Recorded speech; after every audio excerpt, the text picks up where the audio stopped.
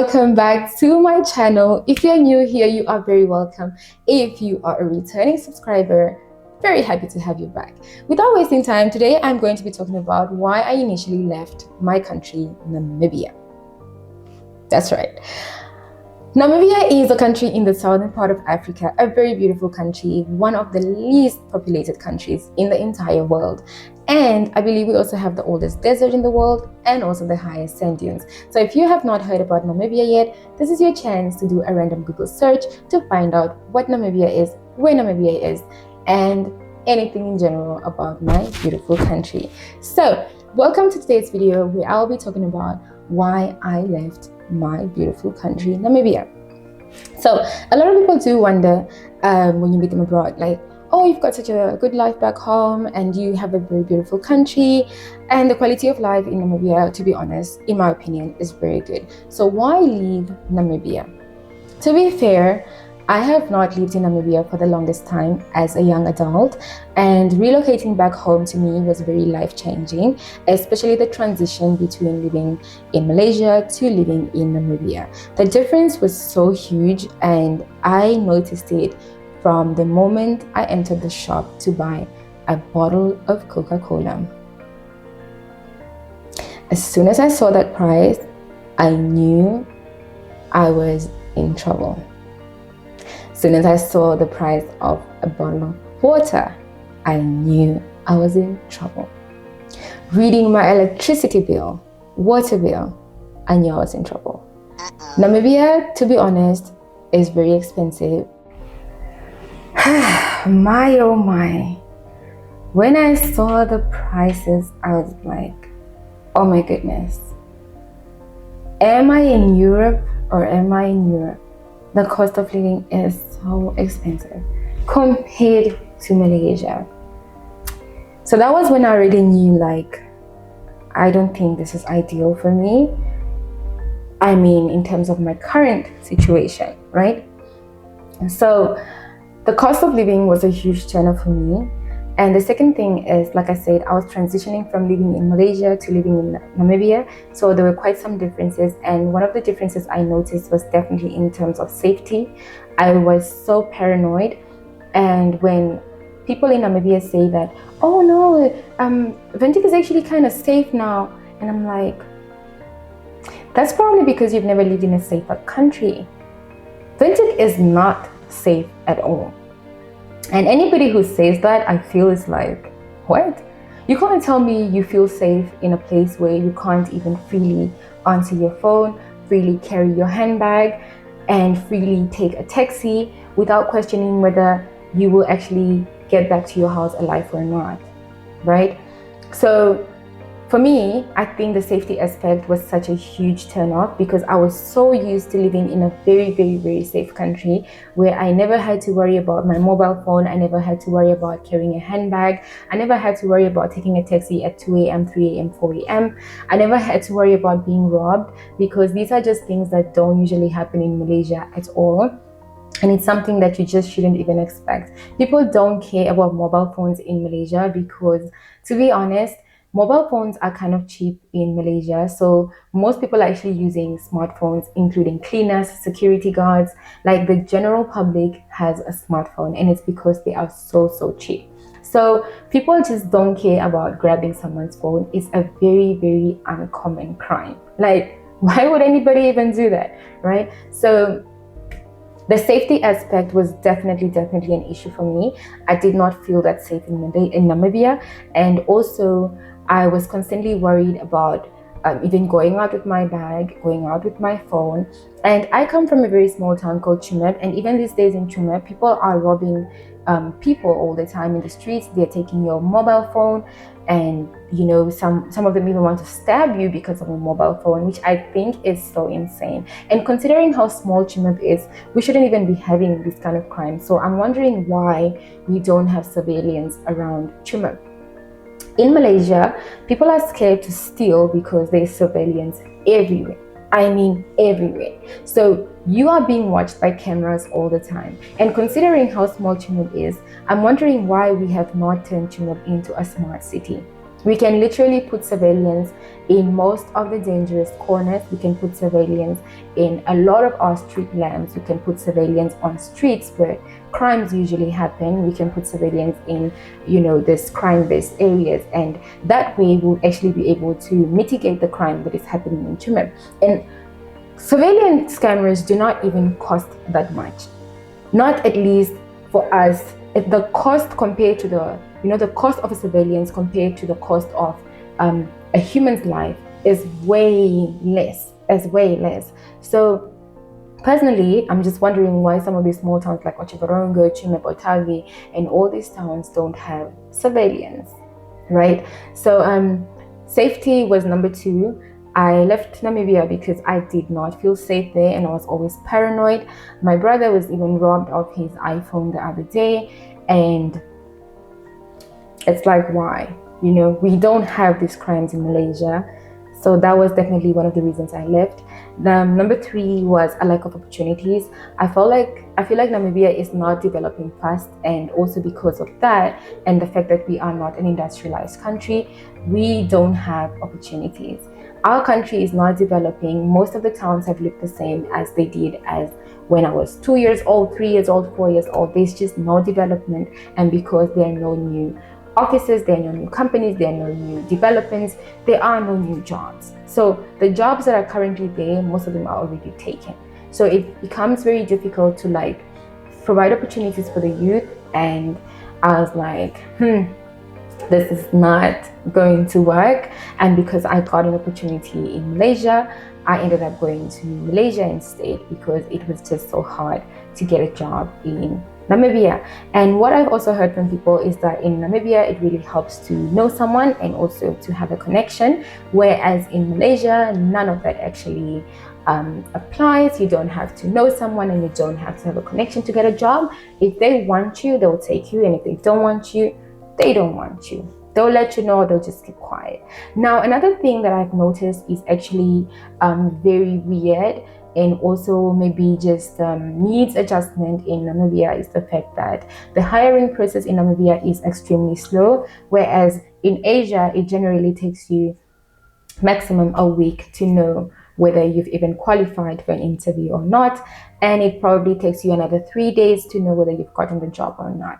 I mean, you have the job description and you know the kind of employee you're looking for. So definitely, once you've run through interviews and conducted interviews with these different candidates or applicants, you should know who you want, because you already have the job scope and you know what you're looking for and the kind of person you're looking for. So why is it taking you so long to offer someone a job? And I think also because of that fast hiring process, there is less room for nepotism and corruption and the likes of having a connection. If they want you, they take you. If they don't want you, they don't take you. All right. Another thing that I also felt was a bit different, and I felt like I'm over living in Namibia, is that people here are kind of nosy. And it's not really because they're nosy, it's because there's not much to do, and also the fact that people are so few, so it's like everybody's in everybody's business and everybody knows everybody. Whereas when I'm living in Kuala Lumpur, it's like nobody knows you. Nobody knows you, and people are so busy, and everybody is doing their own thing. People are going to work, students are going to study, people are traveling all the time. So nobody has time to mind your business, and nobody has time to know who you are or anything of that sort, So if you're like me, who always minds my business, I just go to my apartment, I stay there, I don't even really have friends. I do have a few friends, but we live very far from each other, so we don't always see each other. But the fact is, people don't mind your business, which I think is so nice, living in a big city with lots of people, and people just don't know you, and you're just living your happy life and nobody cares, So I like that people in Malaysia actually mind their own business. And then another reason why I actually decided to leave Namibia is really just because I felt like there was nothing to do. And also, traveling in Namibia is quite expensive, and like I did tell someone before, I feel like what you pay for is not really in par with what you get. Like for example, if you've been to Japamala in Malaysia, it is a very high-end resort, right, or lodge, whatever you want to call it. It is beautiful, but the price that you pay for, I feel like, is very worth it. But if you were to place that same resort in Namibia, you would end up paying like 3 times more for it. Even in terms of accommodation, I feel like Malaysia has more to offer in terms of accommodation, and you actually pay less for it. Like you could be renting a fully furnished, beautiful, clean apartment that might even be new, but the price you're paying for it is way less than what you'd be paying for it in Namibia. So accommodation for me in Malaysia is of more quality, and it's just more beautiful and more cheaper. It's cheaper, right? So for me, that makes a lot of sense. But here, I just don't feel like what you pay for is really what you get. But that's just my personal opinion, and obviously based on my personal experience. I'm not trying to say like Namibia overall is a bad country. Namibia does have its own benefits, but this video is based on why I decided to leave Namibia, which was in beginning of 2022, right? That was in beginning of 2022.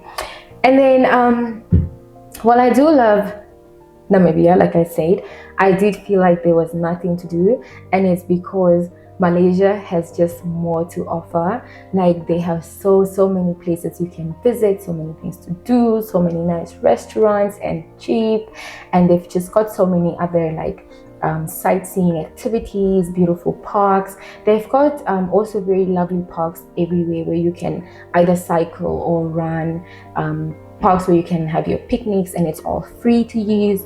And they've got so many theme parks, they've got so many beautiful malls packed with games and cinemas, and and this is like everywhere. So for me personally, I felt like I had more to do in Malaysia than I have to do in Namibia. Like I just felt like there were no activities, there was nothing really I could do, and if you actually wanted to do something, you probably had to pay for it, and it's like, why do I need to pay for it, And so yeah, generally for me, I just feel like even in terms of like traveling, Malaysia has way more to offer. There are so many beautiful islands, so many beautiful destinations, and also the transportation is very cheap, and fuel is very, very, very cheap compared to Namibia. It is so cheap. It's like, I can almost say it's like 3 times cheaper than it is in Namibia. So because of that, people actually love traveling and they like going places, and they've got so many options on where to go.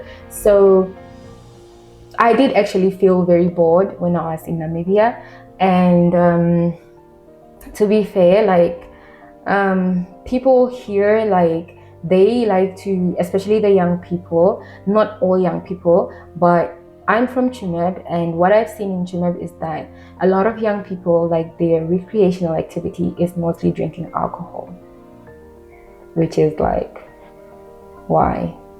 I'm not gonna ask why people do drink alcohol for different reasons, and obviously maybe because there's nothing else to do. Like I said, for me, I felt like there was nothing to do. The only thing I was actually doing when I was in Chumeb is I used to swim almost every day because I had signed up for a membership at Kupferkul. And other than that, I used to go for like a jog now and then, and spend time with family. But there, aside from like going to Kupferkul and maybe going to Makalani to eat and stuff, to eat out, or going to, what's the other hotel called again? I forgot. Minen. I think it's called Minen Hotel. What else is there to do in Chumel? There's really just nothing to do there. It's just boring. So yeah, I did feel like Malaysia had more to offer me. So when I got a job there, I was like, oh yes, I'm definitely going back because all my friends are there, my whole life is there. I know my way around Malaysia. I love the accommodation, the people, the food. Oh yes, the food was also an issue for me. I feel like Namibia has better food quality, but Malaysia has more diversity in terms of food. So if you wanted to eat Chinese, Arabic, Malay food, Indian food, whatever the case, Vietnamese food, you could actually find it. But in Namibia, it's mostly like Namibian food. You can't just like decide, oh, I want to eat I want to eat West African food, or I want to eat Chinese food, or I want to eat Vietnamese food. It doesn't work that way. We don't have that option. So I definitely preferred like having more diversity, but at the same time, I do like that Namibia has better food quality. Like we don't really have GMOs, which is like a lot in Malaysia. When I eat like a banana or I eat like an apple, it doesn't taste like an apple in my opinion. And also the meat for me wasn't that great. If you want to find good meat in Malaysia, you really have to search. You really have to search. But in Namibia, finding beef is like that easy. Even though pork for me in Malaysia didn't really taste like pork, but pork in Namibia is so heavenly. And fruit-wise, vegetable-wise, everything just tasted so organic in Namibia. But I don't know. That was pretty much some of my reasons as to why I decided to leave Namibia, because I just felt like outside there I would have access to more opportunities and more things, and I would have a life and I would have things to do. And even like looking at gyms in Namibia, you actually have to pay for a gym, but in Malaysia gyms are for free. If you live in a condominium, the gym is free, which I think makes so much sense. But we don't have condominiums in Malaysia that much, in Namibia that much, so we don't have access to free facilities. But in Malaysia, I actually ended up having a very beautiful gym at my condominium and a very beautiful swimming pool. And people that have actually been to my place will tell you like it's as if I was living in a very beautiful hotel, because the facilities were just that lovely, and all these facilities are free. So again, that's just one of the benefits of living in Malaysia. You have access to so many free things in terms of like recreational activities, and because of that you also have like less people just drinking all the time, because people actually have access to things that they can do, and this access to those things is free. So yeah, that was why I personally decided to leave Namibia in 2022, beginning of 2022. I did not regret it. It was a very good experience, and I think it was also nice to kind of like come back, see how it is in Namibia, and then see how my life was in Malaysia. And I was like, okay, let me just go back, because obviously I think I was happier on the other side, although I was kind of sad to not be with my people, my family and everything. But aside from that, there was nothing really for me back home. So yeah, but I'm still finding myself. I'm still on a journey to discover what I really want and where I really want to be and where I'll most be happy, So wish me luck, you guys, and that's all for today. Don't forget to hit the like button if you did enjoy this video. Give it a thumbs up, and also let me know in the comments if you guys have left your home countries. Do you regret it? Are you living a better life? Do you ever miss home? And do you feel like you've made the right decision? Or are you someone who's also considering leaving your own country? And what are your worries? Okay, let me know what your worries are or what your concerns are, etc. And then also, of course, don't forget to like, comment, share, subscribe to my channel, and I will see you guys in the next video. Ciao.